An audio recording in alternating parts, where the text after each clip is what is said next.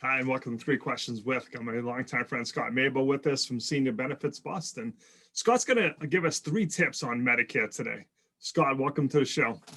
Hi, Kevin. Thanks for having me today. Scott, I asked you to come on the show because some of my friends are getting to the point where it's time for Medicare.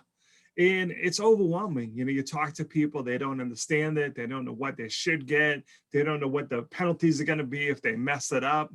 Can you give us 3 tips for someone who's getting ready to qualify for Medicare? What should they do? Yeah, actually, thank you again. It's actually a great time because you're not in an open enrollment period. So most of the people I'm working with now are people who are quote unquote new to Medicare. And immediately everyone assumes that's somebody who's turning 65. But I signed up somebody last week who's turning 80. He's just never retired. So he's never been on Medicare because he's never retired. So he and his wife, although they're both 80 now, are new to Medicare. So when you ask me for 3 tips, I think the first thing that anyone really needs to be careful with, because I'm seeing a lot of people either retiring or being forced to cut hours, become contractors, that type of thing. And if you watched any of my videos, be very, very careful with COBRA. That's the number 1 point. COBRA is great, except if you're over 65, it really isn't. It doesn't count as creditable coverage. So if you're on COBRA for beyond the 8 months, you're going to get penalized when you sign up for Medicare. The subsidy that just came out with the rescue plan at the beginning of April does not apply if you're over 65. I had somebody's HR department arguing with me about that because they recommended COBRA to this woman whose hours were just cut and now she doesn't qualify for health insurance. Also, something in my research for her, COBRA is secondary to Medicare, even if you have not signed up for Medicare. So in that scenario, which is crazy, Medicare would pay 80% of your medical bills and COBRA would be responsible for 20. If you don't have Medicare, if you've not signed up for it, COBRA is still only going to pay 20. So COBRA is just bad. It just doesn't mix with Medicare at all. And people need to be very, very careful of it. And I have people whose companies are paying for the COBRA, and that just kind of lures you down that path that then you get in trouble with. So that was point 1, if I can keep going. Yeah, number 2. The other thing I just wanted to say is that Medicare is available to anybody over 65. So work hours, income, or don't matter. You qualify for Medicare strictly based on your age. So I always tell people who, you qualify. It's worth looking at, and which leads me to my 3rd point.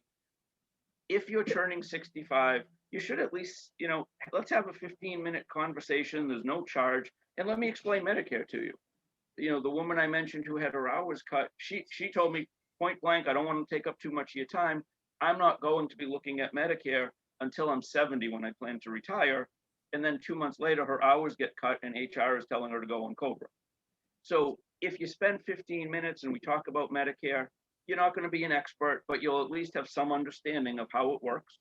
You can compare it if you're over 65 to the plan you get from work, and you may find that it's much cheaper and much more comprehensive, but we can have that conversation and you can make decisions from a position of knowledge as opposed to, this is what my brother-in-law said to do. Well, because I guess that's going to be my next question about it, is someone like myself who's self-employed, I may continue to work, for a long time, but, I'm also paying for my own health insurance. So if I get to 65, shouldn't I talk to you and say, hey, Scott, I'm still planning on working, but maybe I want to talk about Medicare because it might be a better plan than the one I'm paying a lot of money for? Absolutely. And if it's an ACA type plan, they're going to kick you off anyway. So, but most of the people I work with who are self-employed, when I tell them how Medicare works, people are like, would you take Medicare? I would take it today if I could sign up for it. It is so much better and so much cheaper than what you'll probably have right now through whatever source you're getting the insurance through. You'll love it. I don't want to push you to 65, Kevin. You got a way to go. But, it's, if they lowered the age, as they were talking about, to 50, which I don't think will ever happen, I would sign up tomorrow. Like, it is that good and that inexpensive that I'd be crazy not to. People just don't understand it. And because they don't understand it, they fear it. and they just kind of kick the can down the road. So Scott, what's the best way for people to reach out to you? How can they learn more and ask questions?